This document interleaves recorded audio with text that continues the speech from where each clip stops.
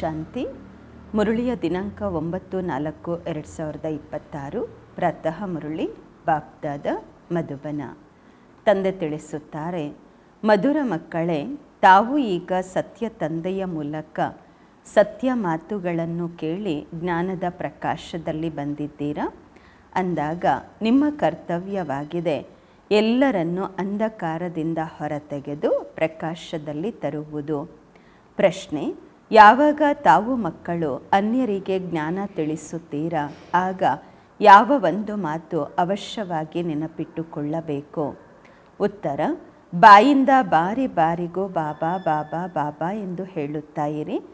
ಅಂದರೆ ಅರ್ಥ ಆಗುವಂತಹವರಿಗೆ ಶಿವ ಬಾಬಾ, ಶಿವ ತಂದೆ ಅಂತ ಹೇಳಬೇಕು. ಬಾಬಾ ಅಂದರೆ ಬೇರೆ ಯಾವುದೋ ಬಾಬಾ ಅಂದ್ಕೊಳ್ತಾರೆ, ಅದಕ್ಕೆ ಶಿವ ತಂದೆ ಶಿವ ತಂದೆ ಈ ಶಬ್ದ ಬರ್ತಾ ಇರಬೇಕು.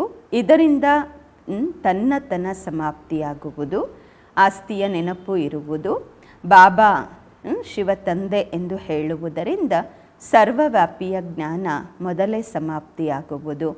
ಒಂದು ವೇಳೆ ಯಾರಾದರೂ ಹೇಳುತ್ತಾರೆ ಭಗವಂತ ಸರ್ವವ್ಯಾಪಿ ಆಗಿದ್ದಾರೆಂದು, ಆಗ ಅವರಿಗೆ ಹೇಳಿ, ತಂದೆ ಎಲ್ಲರ ಆಂತರಿಕದಲ್ಲಿ ಹೇಗೆ ಇರಲು ಸಾಧ್ಯ? ಗೀತೆ: ಇಂದು ಅಂಧಕಾರದಲ್ಲಿದ್ದಾರೆ ಮನುಷ್ಯರೆಲ್ಲರೂ. ಓಂ ಶಾಂತಿ. ಮಕ್ಕಳು ಏನು ಹೇಳಿದ್ರಿ ಮತ್ತು ಯಾರನ್ನು ಕರೆದಿದ್ದೀರಾ? ಏ ಜ್ಞಾನ ಸಾಗರ ಅಥವಾ ಏ ಜ್ಞಾನ ಸೂರ್ಯ ಬಾಬಾ ಎಂದು ಭಗವಂತನಿಗೆ ಹೇಳಲಾಗುತ್ತೆ ಅಲ್ವಾ? ಭಗವಂತ ತಂದೆಯಾಗಿದ್ದಾರೆ ಅಂದಾಗ ತಾವೆಲ್ಲರೂ ಮಕ್ಕಳಾಗಿದ್ದೀರಾ. ಮಕ್ಕಳು ಹೇಳುತ್ತೀರಾ ನಾವು ಅಂಧಕಾರದಲ್ಲಿ ಬಂದು ಬಿದ್ದಿದ್ದೇವೆ ಎಂದು. ತಾವು ನಮ್ಮನ್ನು ಪ್ರಕಾಶದಲ್ಲಿ ಕರೆದುಕೊಂಡು ಹೋಗಿ. ಬಾಬಾ ಎಂದು ಹೇಳುವುದರಿಂದ, ತಂದೆ ಎಂದು ಹೇಳುವುದರಿಂದ ಸಿದ್ಧವಾಗುವುದು ತಂದೆಯನ್ನು ಕರೆಯುತ್ತಿದ್ದಾರೆ ಎಂದು. ಬಾಬಾ ಎಂಬ ಅಕ್ಷರ ಹೇಳುವುದರಿಂದ ಪ್ರೀತಿ ಬರುವುದು, ಏಕೆಂದರೆ ತಂದೆಯಿಂದ ಆಸ್ತಿ ಪಡೆಯಲಾಗುವುದು. ಕೇವಲ ಈಶ್ವರ ಅಥವಾ ಪ್ರಭು ಎಂದು ಹೇಳುವುದರಿಂದ ತಂದೆಯ ಆಸ್ತಿಯ ರಸ ಬರುವುದಿಲ್ಲ. ಬಾಬಾ ಎಂದು ಹೇಳುವುದರಿಂದ ಆಸ್ತಿಯ ನೆನಪು ಬರುವುದು. ತಾವು ಕರೆಯುತ್ತೀರಾ, ಬಾಬಾ ನಾವು ಅಂಧಕಾರದಲ್ಲಿ ಬಂದು ಬಿದ್ದಿದ್ದೇವೆ, ತಾವು ಈಗ ಪುನಃ ಜ್ಞಾನದಿಂದ ನಮ್ಮ ದೀಪವನ್ನು ಬೆಳಗಿಸಿರಿ. ಏಕೆಂದರೆ ಆತ್ಮರ ದೀಪ ಆರಿ ಹೋಗಿದೆ, ನಂದಿ ಹೋಗಿದೆ. ಮನುಷ್ಯರು ಶರೀರ ಬಿಟ್ಟಾಗ 12 ದಿನಗಳ ಕಾಲ ದೀಪವನ್ನು ಬೆಳಗಿಸಿ ಇಡುತ್ತಾರೆ. ಮನೆಯಲ್ಲಿ ಎಣ್ಣೆ ಹಾಕಲು ಒಬ್ಬರು ಕುಳಿತುಕೊಂಡಿರುತ್ತಾರೆ. ಎಲ್ಲಿಯೂ ದೀಪ ನಂದಿ ಹೋಗಬಾರದೆಂದು, ದೀಪ ಆರದಂತೆ ಒಬ್ಬರು ಕೂತ್ಕೊಂಡು ಎಣ್ಣೆ ಹಾಕ್ತಾ ಇರ್ತಾರೆ, ಗಮನಿಸ್ಕೊಳ್ತಾರೆ ಆರದಂತೆ. ತಂದೆ ತಿಳಿಸುತ್ತಾರೆ, ತಾವು ಭಾರತವಾಸಿಗಳು ಪ್ರಕಾಶದಲ್ಲಿ ಅಂದರೆ ಅರ್ಥ ದಿನದಲ್ಲಿ ಇದ್ದೀರಿ. ಈಗ ರಾತ್ರಿಯಲ್ಲಿದ್ದೀರಾ. 12 ಗಂಟೆಗಳ ಕಾಲ ದಿನ, 12 ಗಂಟೆಗಳ ಕಾಲ ರಾತ್ರಿ. ಇದಾಗಿದೆ ಹದ್ದಿನ ಮಾತು. 24 ಗಂಟೆಗಳ ಹಗಲು ರಾತ್ರಿ ಏನಾಗತ್ತೆ, ಇದು ಹದ್ದಿನ ಮಾತು. ಇಲ್ಲಂತೂ ಬೇಹದ್ದಿನ ದಿನ ಮತ್ತು ಬೇಹದ್ದಿನ ರಾತ್ರಿಯಾಗಿದೆ. ಇದಕ್ಕೆ ಹೇಳಲಾಗುವುದು ಬ್ರಹ್ಮರವರ ದಿನ ಸತ್ಯಯುಗ ತ್ರೇತಾಯುಗ, ಬ್ರಹ್ಮರವರ ರಾತ್ರಿ ದ್ವಾಪರ ಕಲಿಯುಗ. ರಾತ್ರಿಯಲ್ಲಿ ಅಂಧಕಾರವಿರುವುದು. ಮನುಷ್ಯರು ಪೆಟ್ಟು ತಿನ್ನುತ್ತಿರುತ್ತಾರೆ. ಭಗವಂತನನ್ನು ಹುಡುಕಲು 4 ಕಡೆ ಸುತ್ತಾಡುತ್ತಿರುತ್ತಾರೆ. ಆದರೆ ಪರಮಾತ್ಮನನ್ನು ಪಡೆಯುವುದಿಲ್ಲ. ಪರಮಾತ್ಮನನ್ನು ಪಡೆಯಲು ಭಕ್ತಿ ಮಾಡುತ್ತಾರೆ. ದ್ವಾಪರ ಯುಗದಿಂದ ಭಕ್ತಿ ಪ್ರಾರಂಭವಾಗಿದೆ. ಅಂದರೆ ಅರ್ಥ ರಾವಣ ರಾಜ್ಯ ಶುರುವಾಯಿತು. ದಶಹರ ಹಬ್ಬದ್ದು ಸಹ ಒಂದು ಸ್ಟೋರಿ ಮಾಡಿದ್ದಾರೆ. ಸ್ಟೋರಿ ಸದಾ ಮನೋಮಯವಾಗಿ ಮಾಡ್ತಾರಲ್ವ, ಹೇಗೆ ಬಯೋಸ್ಕೋಪ್ ಸಿನಿಮಾ ಇರುತ್ತೆ, ನಾಟಕ ಇರುತ್ತೆ, ಆ ರೀತಿ ಮಾಡುತ್ತಾರೆ. ಶ್ರೀಮದ್ ಭಗವದ್ಗೀತೆ ಸತ್ಯವಾಗಿರುವಂತಹದ್ದಾಗಿದೆ. ಪರಮಾತ್ಮ ತಂದೆ ಮಕ್ಕಳಿಗೆ ರಾಜಯೋಗವನ್ನು ಕಲಿಸಿ ರಾಜ ಪದವಿಯನ್ನು ಕೊಡುತ್ತಾರೆ. ಮತ್ತು ಭಕ್ತಿ ಮಾರ್ಗದಲ್ಲಿ ಕುಳಿತು ಮನುಷ್ಯರು ಸ್ಟೋರಿ ಮಾಡುತ್ತಾರೆ. ವ್ಯಾಸ ಗೀತೆ ತಯಾರು ಮಾಡಿದರು, ಅಂದರೆ ಅರ್ಥ ಸ್ಟೋರಿ ಮಾಡಿದ್ದರು. ಸತ್ಯವಾದಂತಹ ಮಾತಂತೂ ತಂದೆಯ ಮೂಲಕ ತಾವು ಈಗ ಕೇಳುತ್ತಿದ್ದೀರಾ. ಸದಾ ಬಾಬಾ ಬಾಬಾ ಎಂದು ಹೇಳುತ್ತಾ ಇರಬೇಕು. ಬಿಕೆಸ್ಗಾದರೆ ಬಾಬಾ ಅಂದರೆ ಅರ್ಥ ಆಗತ್ತೆ. ಲೌಕಿಕದವ್ರಿಗಾದರೆ ಭಗವಂತ ಮಾಡಿಸ್ತಿದ್ದಾರೆ, ಶಿವ ತಂದೆ ಮಾಡಿಸ್ತಿದ್ದಾರೆ, ಶಿವ ತಂದೆ ಹೇಳಿಸ್ತಿದ್ದಾರೆ, ಶಿವ ತಂದೆ ನಮಗೆ ನಿಮಿತ್ತ ಮಾಡಿದ್ದಾರೆ, ಅಥವಾ ಶಿವ ತಂದೆ ನಮ್ಮನ್ನು ನಡೆಸ್ತಾ ಇದ್ದಾರೆ. ಈ ರೀತಿ ತಂದೆ ತಂದೆ ಶಿವಬಾಬಾ ಅಂತ ಹೇಳ್ತಿರಬೇಕು. ಪರಮಾತ್ಮ ನಮ್ಮ ತಂದೆಯಾಗಿದ್ದಾರೆ, ಹೊಸ ಪ್ರಪಂಚದ ರಚಯಿತ ಆಗಿದ್ದಾರೆ ಅಂದಾಗ ಅವರಿಂದ ಅವಶ್ಯವಾಗಿ ನಮಗೆ ಸ್ವರ್ಗದ ಆಸ್ತಿ ಸಿಗುವುದು. ಈಗಂತೂ 84 ಜನ್ಮಗಳನ್ನು ಭೋಗಿಸಿ ನರಕದಲ್ಲಿ ಬಂದಿದ್ದೀರಾ. ತಂದೆ ತಿಳಿಸುತ್ತಾರೆ, ಮಕ್ಕಳೇ, ತಾವು ಭಾರತವಾಸಿಗಳು ಸೂರ್ಯವಂಶಿ ಚಂದ್ರವಂಶದವರಾಗಿದ್ದೀರಿ, ವಿಶ್ವಕ್ಕೆ ಮಾಲೀಕರಾಗಿದ್ದೀರಿ. ಬೇರೆ ಯಾವುದೇ ಧರ್ಮ ಇರಲಿಲ್ಲ, ಅದಕ್ಕೆ ಸ್ವರ್ಗ ಅಥವಾ ಕೃಷ್ಣಪುರಿ ಎಂದು ಹೇಳಲಾಗುವುದು. ಇದಾಗಿದೆ ಕಂಸಪುರಿ. ಬಾಪ್ದಾದ ನೆನಪು ಮಾಡಿಸುತ್ತಾರೆ, ಲಕ್ಷ್ಮೀನಾರಾಯಣರ ರಾಜ್ಯ ಇತ್ತು. ಬಾಬಾರವರೇ ಜ್ಞಾನಸಾಗರ, ಶಾಂತಿಯ ಸಾಗರ, ಪತಿತ ಪಾವನ ಆಗಿದ್ದಾರೆ, ನೀರಿನ ಗಂಗೆ ಅಲ್ಲ.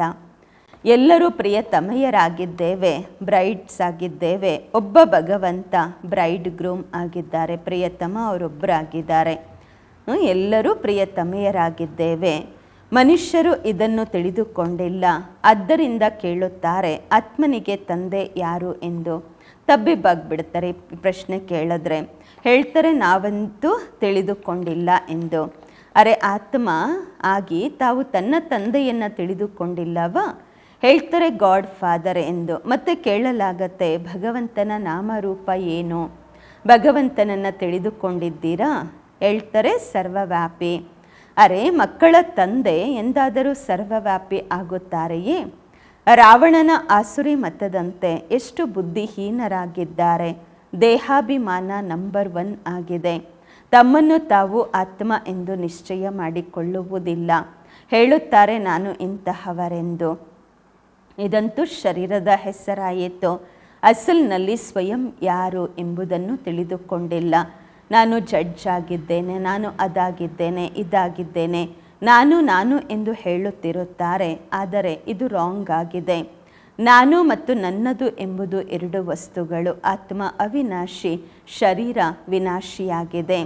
ಹೆಸರು ಶರೀರಕ್ಕೆ ಇಡಲಾಗುವುದು, ಆತ್ಮನಿಗೆ ಹೆಸರಿಡಲಾಗುವುದಿಲ್ಲ. ತಂದೆ ಹೇಳುತ್ತಾರೆ, ನನ್ನ ಹೆಸರಾಗಿದೆ ಶಿವ. ಶಿವ ಜಯಂತಿಯನ್ನು ಆಚರಿಸುತ್ತಾರೆ. ಈಗ ನಿರಾಕಾರ ತಂದೆಯ ಜಯಂತಿ ಹೇಗೆ ಆಗಲು ಸಾಧ್ಯ? ಅವರು ಯಾರಲ್ಲಿ ಬರುತ್ತಾರೆ? ಇದು ಯಾರಿಗೂ ಗೊತ್ತಿಲ್ಲ. ಎಲ್ಲ ಆತ್ಮರ ಹೆಸರು ಆತ್ಮವೇ ಆಗಿದೆ. ಪರಮಾತ್ಮನ ಹೆಸರಾಗಿದೆ ಶಿವ. ಬಾಕಿ ಎಲ್ಲರೂ ಸಾಲಿಗ್ರಾಮಗಳು. ಆತ್ಮರೆಲ್ಲರೂ ಮಕ್ಕಳಾಗಿದ್ದೇವೆ. ಒಬ್ಬ ಶಿವ ತಂದೆಗೆ ನಾವೆಲ್ಲ ಆತ್ಮರು ಮಕ್ಕಳಾಗಿದ್ದೇವೆ. ಅವರೊಬ್ಬರೇ ತಂದೆ, ಬಾಕಿ ಎಲ್ಲರೂ ಮಕ್ಕಳು. ಅವರಾಗಿದ್ದಾರೆ ಬೇಹದ್ದಿನ ತಂದೆ. ಅವರನ್ನು ಎಲ್ಲರೂ ಕರೆಯುತ್ತಾರೆ, ಬಂದು ನಮ್ಮನ್ನು ಪಾವನ ಮಾಡಿ ಎಂದು. ನಾವು ದುಃಖಿಗಳಾಗಿದ್ದೇವೆ. ಆತ್ಮ ಕರೆಯುತ್ತೆ ದುಃಖದಲ್ಲಿ. ಎಲ್ಲ ಮಕ್ಕಳು ನೆನಪು ಮಾಡುತ್ತಾರೆ. ಮತ್ತು ಅದೇ ಮಕ್ಕಳು ಸುಖದಲ್ಲಿದ್ದಾಗ ಯಾರನ್ನು ನೆನಪು ಮಾಡುವುದಿಲ್ಲ. ರಾವಣ ಎಲ್ಲರನ್ನೂ ದುಃಖಿಗಳನ್ನಾಗಿ ಮಾಡಿರುವಂತಹದ್ದು. ತಂದೆ ತಿಳಿಸುತ್ತಾರೆ, ಈ ರಾವಣ ನಿಮ್ಮ ಹಳೆಯ ಶತ್ರು. ಇದು ಸಹ ಡ್ರಾಮಾದ ಆಟ ತಯಾರಾಗಿದೆ ಅಂದಾಗ ಈಗ ಎಲ್ಲರೂ ಅಂಧಕಾರದಲ್ಲಿದ್ದಾರೆ. ಆದ್ದರಿಂದ ಕರೆಯಲಾಗುವುದು, ಭಾರತ ಸುಖಧಾಮವಾಗಿತ್ತು. ಆಗ ಯಾರೂ ಕರೆಯುತ್ತಿರಲಿಲ್ಲ. ಯಾವುದೇ ಅಪ್ರಾಪ್ತ ವಸ್ತು ಇರಲಿಲ್ಲ. ಇಲ್ಲಂತೂ ಕಿರುಚುತ್ತಿರುತ್ತಾರೆ, ಏ ಶಾಂತಿ ದೇವ ಎಂದು. ತಂದೆ ಬಂದು ತಿಳಿಸುತ್ತಾರೆ, ಶಾಂತಿ ನಿಮ್ಮ ಸ್ವಧರ್ಮವಾಗಿದೆ, ಕೊರಳಿನ ಹಾರವಾಗಿದೆ. ಆತ್ಮ ಶಾಂತಿಧಾಮದ ನಿವಾಸಿಯಾಗಿದೆ. ಶಾಂತಿಧಾಮದಿಂದ ನಂತರ ಸುಖಧಾಮದಲ್ಲಿ ಬರುತ್ತೀರಾ. ಅಲ್ಲಂತೂ ಸುಖವೇ ಸುಖವಿರುವುದು. ತಾವು ಕಿರುಚುವುದಿಲ್ಲ. ದುಃಖದಲ್ಲಿ ಎಲ್ಲರೂ ಕಿರುಚುತ್ತಾರೆ, ಏ ಭಗವಂತ ದಯೆ ತೋರಿಸಿ, ದುಃಖ ಹರ್ತ ಸುಖಕರ್ತ ಬಾಬಾ ಬನ್ನಿ ಎಂದು. ಶಿವ ಬಾಬಾ, ಮಧುರ ಬಾಬಾ ಪುನಃ ಬನ್ನಿ ಎಂದು ಆತ್ಮರು ಕರೆಯುತ್ತಾರೆ. ತಂದೆ ಅವಶ್ಯವಾಗಿ ಬಂದಿದ್ದಾರೆ. ಆದ್ದರಿಂದಲೇ ಶಿವ ಜಯಂತಿಯನ್ನು ಆಚರಿಸಲಾಗುವುದು. ಶ್ರೀಕೃಷ್ಣ ಸ್ವರ್ಗದ ರಾಜಕುಮಾರ ಆಗಿದ್ದಾರೆ. ಅವರ ಜಯಂತಿಯನ್ನು ಆಚರಿಸಲಾಗುವುದು. ಆದರೆ ಶ್ರೀಕೃಷ್ಣ ಯಾವಾಗ ಬಂದರು ಇದು ಯಾರಿಗೂ ಗೊತ್ತಿಲ್ಲ. ರಾಧಾಕೃಷ್ಣರೇ ಸ್ವಯಂವರದ ನಂತರ ಲಕ್ಷ್ಮೀನಾರಾಯಣ ಆಗುತ್ತಾರೆ. ಇದನ್ನು ಯಾರೂ ತಿಳಿದುಕೊಂಡಿಲ್ಲ. ಮನುಷ್ಯರೇ ಕರೆಯುತ್ತಿರುತ್ತಾರೆ, ಓ ಗಾಡ್ ಫಾದರ್ ಎಂದು. ಸರಿ, ಅವರ ನಾಮ ರೂಪ ಏನಾಗಿದೆ? ಎಂದು ಕೇಳಿದರೆ ಹೇಳುತ್ತಾರೆ, ಭಗವಂತ ನಾಮರೂಪದಿಂದ ಭಿನ್ನರು ಎಂದು. ಅರೆ, ತಾವು ಹೇಳುತ್ತೀರಾ ಗಾಡ್ ಫಾದರ್ ಎಂದು, ಮತ್ತು ನಾಮರೂಪದಿಂದ ಭಿನ್ನ ಎಂದು ಹೇಳುತ್ತೀರಾ? ಆಕಾಶ ಪೋಲಾರ್ ಆಗಿದೆ, ಅದಕ್ಕೂ ಹೆಸರಿದೆ ಅಲ್ವಾ ಆಕಾಶ ಎಂದು. ತಾವು ಹೇಳುತ್ತೀರಾ ಭಗವಂತನ ನಾಮರೂಪ ಏನೂ ತಿಳಿದುಕೊಂಡಿಲ್ಲವೆಂದು. ಸರಿ, ತಮ್ಮನ್ನು ತಾವು ತಿಳಿದುಕೊಂಡಿದ್ದೀರಾ? ಹಾಂ, ನಾವು ಆತ್ಮ ಆಗಿದ್ದೇವೆ. ಸರಿ, ಆತ್ಮನ ನಾಮರೂಪ ಹೇಳಿರಿ. ಮತ್ತೆ ಹೇಳುತ್ತಾರೆ ಆತ್ಮನೇ ಪರಮಾತ್ಮ ಎಂದು. ಆತ್ಮ ನಾಮರೂಪದಿಂದ ಭಿನ್ನವಾಗಲು ಸಾಧ್ಯವಿಲ್ಲ. ಆತ್ಮ ಒಂದು ಬಿಂದುವಿನ ಸಮಾನ, ನಕ್ಷತ್ರದಂತೆ ಇದೆ, ಬುರುಕುಟಿಯ ಮಧ್ಯದಲ್ಲಿ ಹೊಳೆಯುತ್ತದೆ. ಯಾವ ಚಿಕ್ಕ ಆತ್ಮನಲ್ಲಿ 84 ಜನ್ಮಗಳ ಪಾತ್ರ ಅಡಕವಾಗಿದೆ. ಬಹಳ ಸೂಕ್ಷ್ಮ ಬಿಂದುವಾಗಿದೆ. ಇದು ಬಹಳ ತಿಳಿದುಕೊಳ್ಳುವಂತಹ ಮಾತಾಗಿದೆ. ಆದ್ದರಿಂದ 7 ದಿನಗಳ ಕಾಲ ಬಟ್ಟಿಯ ಗಾಯನವಿದೆ. 7 ದಿನ ಕೋರ್ಸ್ ಮಾಡಿದ್ಮೇಲೆ ಗೊತ್ತಾಗತ್ತೆ ಯಾರಿಗಾದರೂ. ದ್ವಾಪರ ಯುಗದಿಂದ ರಾವಣ ರಾಜ್ಯ ಪ್ರಾರಂಭವಾಯಿತು. ಅಂದಿನಿಂದ ವಿಕಾರಗಳ ಪ್ರವೇಶವಾಯಿತು. ಮೆಟ್ಟಿಲನ್ನು ಇಳಿಯುತ್ತಾ ಬಂದಿದ್ದೀರಾ. ಈಗ ಎಲ್ಲರಿಗೂ ಗ್ರಹಣ ಹಿಡಿದಿದೆ, ಕಪ್ಪಾಗಿದ್ದಾರೆ. ಆದ್ದರಿಂದ ಕರೆಯುತ್ತಾರೆ ಜ್ಞಾನ ಸೂರ್ಯ ಬನ್ನಿ ಎಂದು. ಬಂದು ನಮ್ಮನ್ನು ಪ್ರಕಾಶದಲ್ಲಿ ಕರೆದುಕೊಂಡು ಹೋಗಿ. ಜ್ಞಾನ ಅಂಜನ ಸದ್ಗುರು ಕೊಟ್ಟರು. ಅಜ್ಞಾನ ಅಂಧಕಾರ ಸಮಾಪ್ತಿಯಾಯಿತು. ಬುದ್ಧಿಯಲ್ಲಿ ತಂದೆ ಬರುತ್ತಾರೆ. ಈ ರೀತಿಯೆಲ್ಲ ಜ್ಞಾನ ಅಂಜನ ಸದ್ಗುರು ಅಲ್ಲ, ಗುರು ಕೊಟ್ಟರು ಅಂತ ಹೇಳಲ್ಲ, ಬರೀ ಗುರು ಕೊಟ್ಟರು ಅಂತ ಹೇಳಲ್ಲ, ಜ್ಞಾನ ಅಂಜನ ಸದ್ಗುರು ಕೊಟ್ಟರು ಅಂತ ಹೇಳಲಾಗತ್ತೆ. ಏಕೆಂದರೆ ಗುರುಗಳಂತೂ ಅನೇಕ ಇದ್ದಾರೆ. ಅವರಲ್ಲಿ ಈ ಜ್ಞಾನ ಎಲ್ಲಿಂದ ಬರುವುದು? ಅವರ ಗಾಯನ ಇಲ್ಲ. ಜ್ಞಾನ ಸಾಗರ ಪತಿತ ಪಾವನ ಸರ್ವರ ಸದ್ಗತಿ ದಾತ ಒಬ್ಬ ತಂದೆಯಾಗಿದ್ದಾರೆ. ಬೇರೆ ಯಾರೂ ಸಹ ಈ ಜ್ಞಾನವನ್ನು ಹೇಗೆ ಕೊಡಲು ಸಾಧ್ಯ? ಸಾಧುಗಳು ಹೇಳುತ್ತಾರೆ, ಭಗವಂತನ ಜೊತೆ ಮಿಲನ ಮಾಡಲು ಅನೇಕ ಮಾರ್ಗಗಳಿವೆ. ಶಾಸ್ತ್ರಗಳನ್ನು ಓದುವುದು, ಜಪ ತಪ ಮಾಡುವುದು, ಅದೆಲ್ಲವೂ ಭಗವಂತನ ಜೊತೆ ಮಿಲನ ಮಾಡುವ ಮಾರ್ಗಗಳೆಂದು ತಿಳಿದುಕೊಳ್ಳುತ್ತಾರೆ. ಆದರೆ ಪತಿತರು ಮತ್ತು ಪಾವನ ಪ್ರಪಂಚದಲ್ಲಿ ಹೇಗೆ ಹೋಗಲು ಸಾಧ್ಯ? ಪತಿತರು ಪಾವನ ಪ್ರಪಂಚದಲ್ಲಿ ಹೇಗೆ ಹೋಗಲು ಸಾಧ್ಯ? ತಂದೆ ಹೇಳುತ್ತಾರೆ, ನಾನು ಸ್ವಯಂ ಬಂದಿದ್ದೇನೆ, ನನ್ನನ್ನು ನೆನಪು ಮಾಡಿರಿ.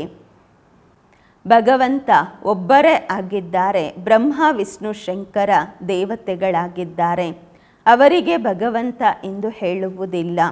ಅವರ ತಂದೆ ಶಿವ ಆಗಿದ್ದಾರೆ. ಪ್ರಜಾಪಿತ ಬ್ರಹ್ಮರವರಂತೂ ಇಲ್ಲಿಯೇ ಇರುತ್ತಾರೆ ಅಲ್ವಾ? ಪ್ರಜೆಗಳು ಇಲ್ಲಿ ಇರುತ್ತಾರೆ. ಹೆಸರು ಬರೆಯಲಾಗಿದೆ ಪ್ರಜಾಪಿತ ಬ್ರಹ್ಮಕುಮಾರಿ ಇನ್ಸ್ಟಿಟ್ಯೂಷನ್, ಅಂದರೆ ಸಂಸ್ಥೆ ಎಂದು. ಪ್ರಜಾಪಿತ ಬ್ರಹ್ಮಕುಮಾರಿ ಈಶ್ವರೀಯ ವಿಶ್ವವಿದ್ಯಾಲಯ ಅಂದಾಗ ಮಕ್ಕಳು ಆದ್ರಿ ಅಲ್ವಾ? ಅನೇಕರು BK ಇದ್ದೀರಾ. ಆಸ್ತಿ ಶಿವ ತಂದೆಯಿಂದ ಸಿಗುವುದು, ಬ್ರಹ್ಮ ತಂದೆಯಿಂದ ಸಿಗುವುದಿಲ್ಲ. ಆಸ್ತಿ ಸದಾ ತಾತನಿಂದ ಸಿಗುತ್ತದೆ. ಬ್ರಹ್ಮ ತಂದೆ ಕುಳಿತು ಸ್ವರ್ಗದಲ್ಲಿ ಹೋಗಲು ಯೋಗ್ಯರನ್ನಾಗಿ ಮಾಡುತ್ತಿದ್ದಾರೆ. ಬ್ರಹ್ಮರವರ ಮೂಲಕ ತಂದೆ ಮಕ್ಕಳನ್ನು ದತ್ತು ಮಾಡಿಕೊಳ್ಳುತ್ತಾರೆ. ಮಕ್ಕಳಿಗೆ ಹೇಳುತ್ತಾರೆ, ತಾವು ಮಕ್ಕಳು ಹೇಳುತ್ತೀರಾ, ಬಾಬಾ ನಾವು ನಿಮ್ಮವರಾಗಿದ್ದೇವೆ, ನಿಮ್ಮಿಂದ ಆಸ್ತಿಯನ್ನು ಪಡೆದುಕೊಳ್ಳುತ್ತೇವೆ. ಬ್ರಹ್ಮರವರ ಮೂಲಕ ಸ್ಥಾಪನೆಯಾಗುವುದು ವಿಷ್ಣುಪುರಿಯದು. ಶಿವ ತಂದೆ ರಾಜಯೋಗವನ್ನು ಕಲಿಸುತ್ತಿದ್ದಾರೆ. ಶ್ರೀಮತ ಅಥವಾ ಶ್ರೇಷ್ಠಾತಿ ಶ್ರೇಷ್ಠ ಭಗವಂತನದು ಗೀತೆಯಾಗಿದೆ. ಭಗವಂತ ಒಬ್ಬರೇ ನಿರಾಕಾರ ಆಗಿದ್ದಾರೆ. ತಂದೆ ತಿಳಿಸುತ್ತಾರೆ, ತಾವು ಮಕ್ಕಳು 84 ಜನ್ಮಗಳನ್ನು ಪಡೆದಿದ್ದೀರಾ. ಆತ್ಮ ಪರಮಾತ್ಮ ಬಹಳ ಕಾಲದಿಂದ ಅಗಲಿ ಹೋಗಿದ್ದರು. ಬಹಳ ಕಾಲದಿಂದ ಅಗಲಿ ಹೋಗಿದ್ದಂತಹವರು ಭಾರತವಾಸಿಗಳು. ಬೇರೆ ಯಾವುದೇ ಧರ್ಮ ಇರಲಿಲ್ಲ. ಅವರೇ ಮೊಟ್ಟ ಮೊದಲು ಅಗಲಿ ಹೋಗುವಂಥದ್ದು. ಯಾರು ಫಸ್ಟಿಂದ ಬರ್ತಾರೆ ಅವರೇ ಮೊಟ್ಟ ಮೊದಲು ತಂದೆಯಿಂದ ಅಗಲಿ ಹೋಗುವಂತಹದ್ದು. ತಂದೆಯಿಂದ ದೂರವಾಗಿ ಮತ್ತೆ ಇಲ್ಲಿ ಪಾತ್ರ ಮಾಡಲು ಬಂದಿದ್ದೀರಾ. ಬಾಬಾ ಹೇಳುತ್ತಾರೆ, ಏ ಆತ್ಮರೇ, ಈಗ ತಂದೆಯಾದ ನನ್ನನ್ನು ನೆನಪು ಮಾಡಿರಿ. ಇದಾಗಿದೆ ನೆನಪಿನ ಯಾತ್ರೆ, ಯೋಗ ಅಗ್ನಿ. ನಿಮ್ಮ ತಲೆಯ ಮೇಲೆ ಏನೆಲ್ಲ ಪಾಪಗಳ ಹೊರೆ ಇದೆ, ಅದು ಈ ಯೋಗ ಅಗ್ನಿಯಿಂದ ಭಸ್ಮವಾಗುವುದು. ಏ ಮಧುರ ಮಕ್ಕಳೇ, ತಾವು ಗೋಲ್ಡನ್ ಏಜಿಂದ ಐರನ್ ಏಜಲ್ಲಿ ಬಂದಿದ್ದೀರಾ. ಈಗ ನನ್ನನ್ನು ನೆನಪು ಮಾಡಿರಿ. ಇದು ಬುದ್ಧಿಯ ಕೆಲಸವಾಗಿದೆ. ದೇಹ ಸಹಿತವಾಗಿ ದೇಹದ ಎಲ್ಲ ಸಂಬಂಧಗಳನ್ನು ಬಿಟ್ಟು ನನ್ನನ್ನು ನೆನಪು ಮಾಡಿರಿ. ನೀವು ಆತ್ಮ ಆಗಿದ್ದೀರಾ, ಇದು ನಿಮ್ಮ ಶರೀರವಾಗಿದೆ. ನಾನು ಆತ್ಮ ಹೇಳುತ್ತಾ ಇದ್ದೀನಿ ಅಂತ ಹೇಳ್ತೀರಲ್ವಾ? ಬಾಬಾ ಹೇಳ್ತಾರೆ, ನಾನು ಆತ್ಮ ಅಂತ ಹೇಳ್ತೀರಾ. ರಾವಣ ನಿಮ್ಮನ್ನು ಪತಿತ ಮಾಡಿರುವಂತಹದ್ದು. ಈ ಆಟ ತಯಾರಾಗಿದೆ. ಪಾವನ ಭಾರತ, ಪತಿತ ಭಾರತ. ಯಾವಾಗ ಪತಿತರಾಗುತ್ತೀರಾ ಆಗ ತಂದೆಯನ್ನು ಕರೆಯುತ್ತೀರಾ. ರಾಮರಾಜ್ಯ ಬೇಕು ಹೇಳ್ತಾರೆ, ಆದರೆ ಅರ್ಥವನ್ನು ತಿಳಿದುಕೊಂಡಿಲ್ಲ. ಜ್ಞಾನ ಕೊಡುವವರು ಜ್ಞಾನಸಾಗರ ಒಬ್ಬರೇ ತಂದೆಯಾಗಿದ್ದಾರೆ. ತಂದೆಯೇ ಬಂದು ಸೆಕೆಂಡಿನಲ್ಲಿ ಆಸ್ತಿ ಕೊಡುತ್ತಾರೆ. ಈಗ ತಾವು ತಂದೆಗೆ ಮಕ್ಕಳಾಗಿದ್ದೀರಾ. ತಂದೆಯಿಂದ ಸೂರ್ಯವಂಶಿ ಚಂದ್ರವಂಶಿ ಆಸ್ತಿಯನ್ನು ಪಡೆಯಲು ಈಗ ಮಕ್ಕಳಾಗಿದ್ದೀರಾ. ಅನಂತರ ಸತ್ಯಯುಗ ತ್ರೇತಾಯುಗದಲ್ಲಿ ತಾವು ಅಮರರಾಗುತ್ತೀರಾ. ಅಲ್ಲಿ ಈ ರೀತಿ ಹೇಳುವುದಿಲ್ಲ ಇಂತಹವರು ಶರೀರ ಬಿಟ್ಟರೆಂದು. ಸತ್ಯಯುಗದಲ್ಲಿ ಅಕಾಲ ಮೃತ್ಯು ಆಗುವುದಿಲ್ಲ. ತಾವು ಮೃತ್ಯುವಿನ ಮೇಲೆ ವಿಜಯ ಪಡೆಯುತ್ತೀರಾ. ದುಃಖದ ಹೆಸರು ಗುರುತು ಇರುವುದಿಲ್ಲ. ಅದಕ್ಕೆ ಹೇಳಲಾಗುವುದು ಸುಖಧಾಮ ಎಂದು. ತಂದೆ ಹೇಳುತ್ತಾರೆ, ನಾವಂತೂ ನಿಮಗೆ ಸ್ವರ್ಗದ ರಾಜ್ಯ ಭಾಗ್ಯವನ್ನು ಕೊಡುತ್ತೇವೆ. ಅಲ್ಲಿ ಬಹಳ ವೈಭವವಿರುವುದು. ಭಕ್ತಿ ಮಾರ್ಗದಲ್ಲಿ ಮಂದಿರಗಳನ್ನು ತಯಾರು ಮಾಡುತ್ತಾರೆ. ಆ ಸಮಯದಲ್ಲಿಯೂ ಸಹ ಎಷ್ಟು ಧನವಂತರಾಗಿದ್ರಿ. ಭಾರತ ಏನಾಗಿತ್ತು? ಬಾಕಿ ಎಲ್ಲ ಆತ್ಮರು ನಿರಾಕಾರಿ ಪ್ರಪಂಚದಲ್ಲಿ ಇದ್ದರು. ಮಕ್ಕಳು ತಿಳಿದುಕೊಂಡಿದ್ದೀರಾ, ಶ್ರೇಷ್ಠಾತಿ ಶ್ರೇಷ್ಠ ತಂದೆ ಈಗ ಸ್ವರ್ಗದ ಸ್ಥಾಪನೆ ಮಾಡುತ್ತಿದ್ದಾರೆ. ಶ್ರೇಷ್ಠಾತಿ ಶ್ರೇಷ್ಠ ಶಿವ ತಂದೆ. ಆನಂತರ ಬ್ರಹ್ಮ ವಿಷ್ಣು ಶಂಕರರು ಸೂಕ್ಷ್ಮವತನವಾಸಿಗಳು. ಮತ್ತು ಈ ಪ್ರಪಂಚ ನಂತರ ಜ್ಞಾನದಿಂದ ತಾವು ಮಕ್ಕಳ ಸದ್ಗತಿಯಾಗುವುದು.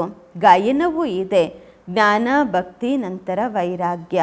ಹಳೆಯ ಪ್ರಪಂಚದ ಜೊತೆ ವೈರಾಗ್ಯ ಬರುವುದು, ಏಕೆಂದರೆ ಸತ್ಯಯುಗದ ರಾಜ್ಯಭಾಗ್ಯ ಸಿಗುವುದು. ಈಗ ತಂದೆ ಹೇಳುತ್ತಾರೆ, ಮಕ್ಕಳೇ ನನ್ನನ್ನು ನೆನಪು ಮಾಡಿರಿ. ನನ್ನನ್ನು ನೆನಪು ಮಾಡಿದಾಗ ನೀವು ನನ್ನ ಬಳಿ ಬಂದು ಬಿಡುತ್ತೀರಾ. ಒಳ್ಳೆಯದು. ಮಧುರಾತಿ ಮಧುರ ಅಗಲಿ ಹೋಗಿ ಮರಳಿ ಸಿಕ್ಕಿರುವ ಮಕ್ಕಳ ಪ್ರತಿಯಾಗಿ ಮಾತ್ಪಿತಾ ಬಾಪ್ದಾದರವರ ನೆನಪು ಪ್ರೀತಿ ಬೆಳಗಿನ ವಂದನೆಗಳು. ಆತ್ಮಿಕ ಮಕ್ಕಳಿಗೆ ಆತ್ಮಿಕ ತಂದೆಯ ನಮಸ್ಕಾರಗಳು. ನಾವು ಆತ್ಮಿಕ ಮಕ್ಕಳಿಂದ ಆತ್ಮಿಕ ಮಾತ್ಪಿತಾ ಬಾಪ್ದಾದರವರಿಗೆ ನೆನಪು ಪ್ರೀತಿ ಬೆಳಗಿನ ವಂದನೆಗಳು ಹಾಗೂ ನಮಸ್ಕಾರಗಳು. ಧಾರಣೆಗಾಗಿ ಮುಖ್ಯ ಸಾರ. ಫಸ್ಟ್ ಪಾಯಿಂಟು, ತಲೆಯ ಮೇಲೆ ಏನೆಲ್ಲ ಪಾಪಗಳ ಹೊರೆ ಇದೆ ಅದನ್ನು ಯೋಗ ಅಗ್ನಿಯಿಂದ ಭಸ್ಮ ಮಾಡಿಕೊಳ್ಳಬೇಕು. ಬುದ್ಧಿಯಿಂದ ದೇಹ ಸಹಿತವಾಗಿ ದೇಹದ ಎಲ್ಲ ಸಂಬಂಧಗಳನ್ನು ಬಿಟ್ಟು ಒಬ್ಬ ತಂದೆಯನ್ನು ನೆನಪು ಮಾಡಬೇಕು. ಎರಡನೇ ಪಾಯಿಂಟು, ಕರೆಯುವ ಅಥವಾ ಕಿರಿಚುವ ಬದಲಾಗಿ ತಮ್ಮ ಶಾಂತ ಸ್ವಧರ್ಮದಲ್ಲಿ ಸ್ಥಿತರಾಗಿರಬೇಕು. ಶಾಂತಿ ಕೊರಳಿನ ಹಾರವಾಗಿದೆ. ದೇಹಾಭಿಮಾನದಲ್ಲಿ ಬಂದು ನಾನು ಮತ್ತು ನನ್ನದು ಎಂಬ ಶಬ್ದವನ್ನು ಹೇಳಬಾರದು.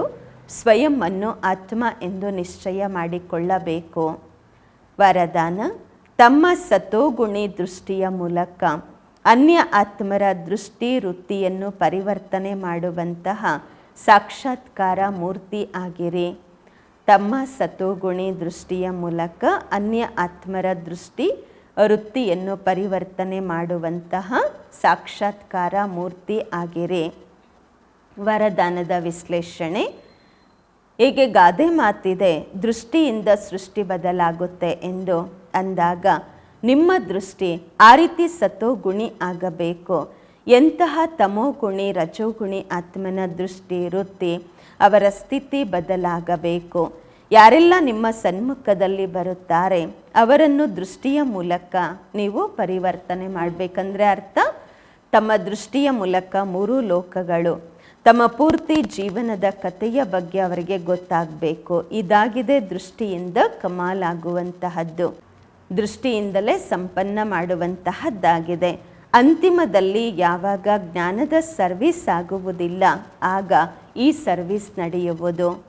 ಸ್ಲೋಗನ್, ಪವಿತ್ರತೆಯ ಪ್ರಾಕ್ಟಿಕಲ್ ಸ್ವರೂಪ ಸತ್ಯತೆ, ಅಂದರೆ ಅರ್ಥ ದಿವ್ಯತೆಯಾಗಿದೆ. ಪವಿತ್ರತೆಯ ಪ್ರಾಕ್ಟಿಕಲ್ ಸ್ವರೂಪ ಸತ್ಯತೆ ಅಂದರೆ ಅರ್ಥ ದಿವ್ಯತೆಯಾಗಿದೆ. ಅವ್ಯಕ್ತ ಇಶಾರೆ, ಮಹಾನರಾಗಲು ಮಧುರತೆ ಮತ್ತು ನಮ್ರತೆಯ ಗುಣವನ್ನು ಧಾರಣೆ ಮಾಡಿಕೊಳ್ಳಿ. ಮಧುರತೆ ಮತ್ತು ನಮ್ರತೆಯ ಗುಣ ಬಾಗುವುದನ್ನು ಕಲಿಸುತ್ತದೆ.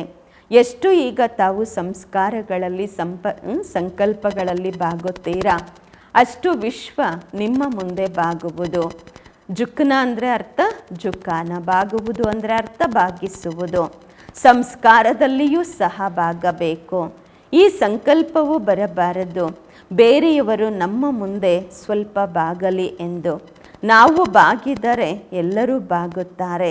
ಯಾರು ಸತ್ಯ ಸೇವಾದಾರಿಗಳಿರುತ್ತಾರೆ ಅವರು ಯಾವಾಗ ಎಲ್ಲರ ಮುಂದೆ ಬಾಗುತ್ತಾರೆ ಆಗ ಸೇವೆ ಮಾಡಬಹುದಾಗಿದೆ. ಓಂ ಶಾಂತಿ.